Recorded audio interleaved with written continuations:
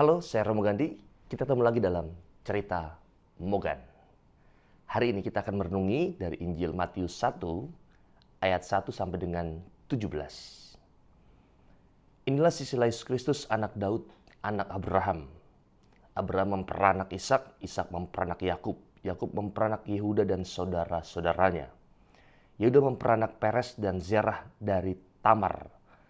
Peres memperanak Hezron, Hezron memperanak Ram, Ram memperanak Aminadab, Aminadab memperanak Nahason, Nahason memperanak Salmon, Salmon memperanak Boas dari Rahab, Boas memperanak Obed dari Rut, Obed memperanak Isai, Isai memperanak Raja Daud, Daud memperanak Salomo dari istri Uria, Salomo memperanak Rehabeam, Rehabeam memperanak Abia, Abia memperanak Asa, Asa memperanak Yosafat, Yosafat memperanak Yoram, Yoram memperanak Uzia, Uzia memperanak Yotam, Yotam memperanak Ahaz, Ahaz memperanak Hizkia, Hizkia memperanak Manasye, Manasye memperanak Amon, Amon memperanak Yosia, Yosia memperanak Yekonya dan saudara-saudaranya pada waktu pembuangan ke Babel.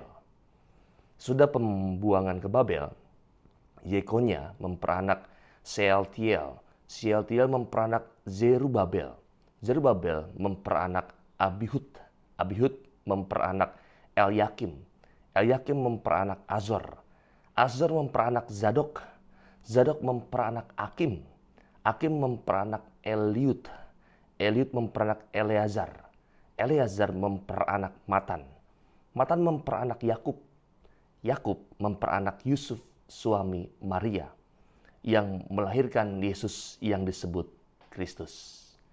Jadi seluruhnya ada 14 keturunan dari Abraham sampai Daud. 14 keturunan dari Daud sampai pembuangan ke Babel. Dan 14 keturunan dari pembuangan Babel sampai Kristus. Nah,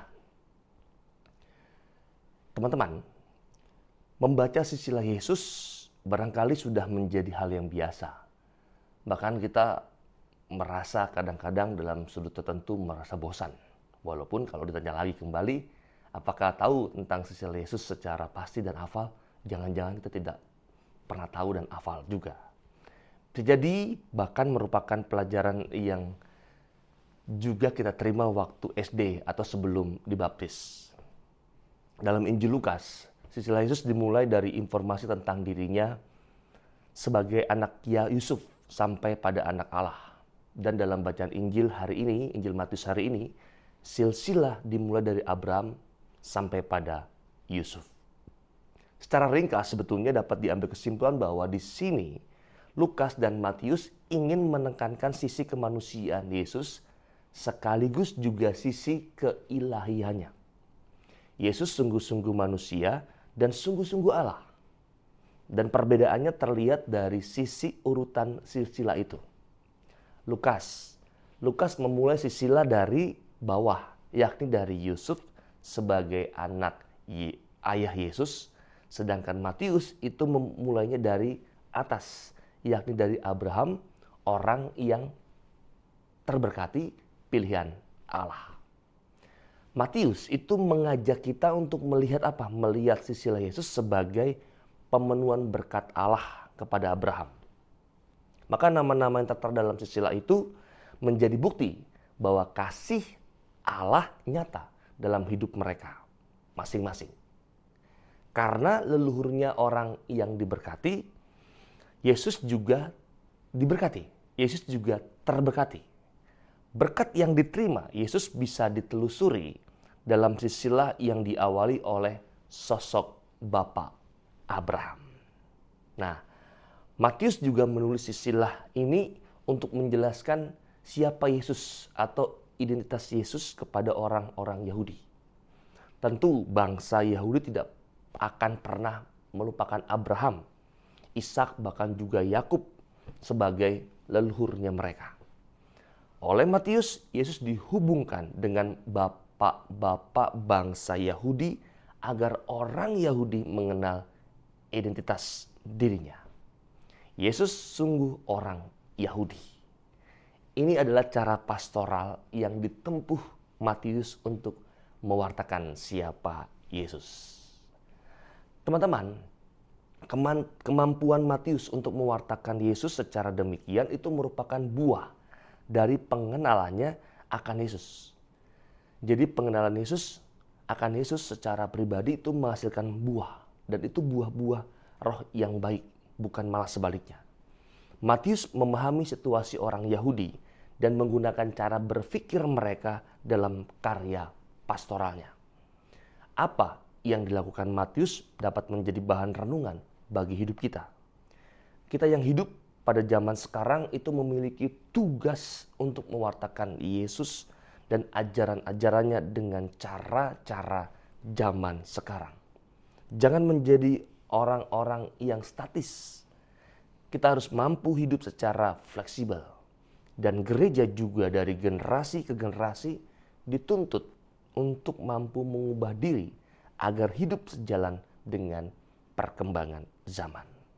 Maka mari kita menjadi pewarta Injil zaman sekarang, yakni pewarta-pewarta yang sanggup mewartakan perkembangan zaman tanpa menghilangkan ajaran dan juga nilai-nilai Kristiani. Itu kurang lebih yang bisa kita pelajari dalam konteks Injil Matius dalam firman Tuhan hari ini.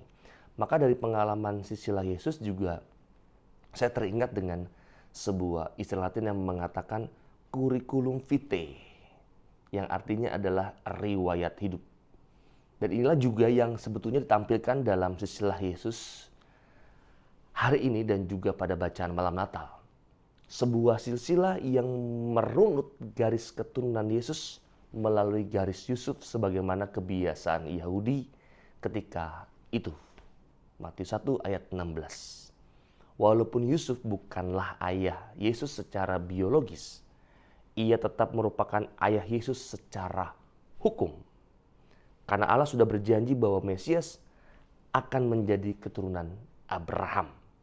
Anda bisa baca dalam Kejadian 12 ayat 3, 22 ayat 18, bahkan juga Galatia ayat 3, bab 3 ayat 16, dan juga keturunan Daud 2 Samuel 7 ayat 12 sampai dengan 19, dan juga Yeremia 23 ayat 5. Maka Matius itu merunut silsilah Yesus sampai kepada kedua tokoh ini untuk membuktikan kepada orang Yahudi bahwa Yesus mempunyai silsilah yang tepat sehingga memenuhi syarat sebagai seorang Mesias. Ini penting.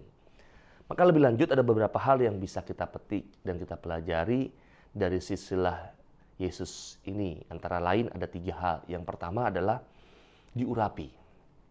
Yesus yang adalah Kristus, dalam bahasa Yunani adalah Kristos, dalam bahasa Ibrani Mesias, hadir sebagai yang diurapi oleh Roh Kudus. Ia diurapi sebagai nabi yang membawa pengetahuan dan juga kebenaran. Sebagai imam yang mempersembahkan korban, dan sebagai raja yang menuntun dan menegakkan kerajaannya. Yang kedua adalah diberkati. Kelahiran Yesus dari seorang perawan dilindungi dalam silsilahnya. Perhatikan bahwa kata memperanak dipakai untuk semua nama sampai kepada Yusuf. Tapi setelah itu pernyataan diubah. Tidak dikatakan bahwa Yusuf memperanak Yesus, melainkan bahwa Yusuf adalah suami Maria yang melahirkan Yesus. Tolong dicek kembali. Dengan kata lain, Maria hadir sebagai yang diberkati. Itu hal yang kedua, diurapi, diberkati. Dan ketiga adalah dihidupi. Silsilah ini memuat 42 daftar nama orang hidup yang berada dalam satu garis keturunan, mulai dari Abraham sampai Yesus. Nama yang muncul dalam silsilah ini bukan hanya menjelaskan hubungan kekerabatan, tapi juga mau menjelaskan tentang kasih Allah yang hidup. Allah berkenan memilih dan memakai banyak orang yang menjadi alat-alatnya. Dengan kata lain, dalam pemerenungan hari ini, saya mengatakan bahwa kasih Allah itu hidup.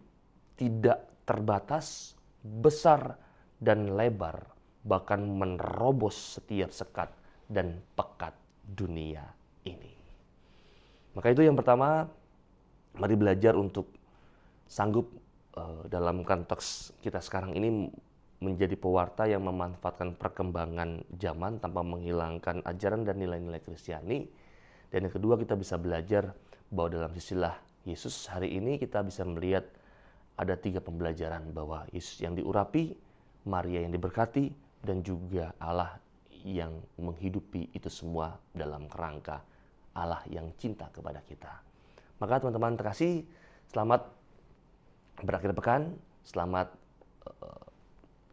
bersama-sama dengan keluarga dan orang-orang yang dicintai untuk menghabiskan waktu, untuk mengembangkan juga cinta bersama, sehingga cinta yang didapat bersama dengan keluarga dan orang-orang dicintai sungguh menjadi bekal kita untuk menjadi pewarta cinta juga kepada banyak orang. Tetap berbuat baik, tetap menjadi orang yang baik dalam kehidupan ini. Kita mohon berkat dari Tuhan untuk semua hal yang mau kita perjuangkan hari ini. Tuhan bersamamu dan bersama rohmu. Allah memberkati kita semua yang ada di sini, keluarga kita, orang-orang yang kita kasih dan cintai dimanapun mereka berada. Terlebih sungguh untuk segala usaha-usaha baik yang mau kita upayakan dan perjuangkan dalam hidup ini, selalu dilindungi, dibimbing dan diberkati oleh Allah yang Maha Kuasa, Bapa dan Putra dan Roh Kudus. Amin. Kita ketemu lagi dalam Cerita Mogan yang berikutnya yang juga tidak kalah menarik. Saya Romo Gandhi. Dadah.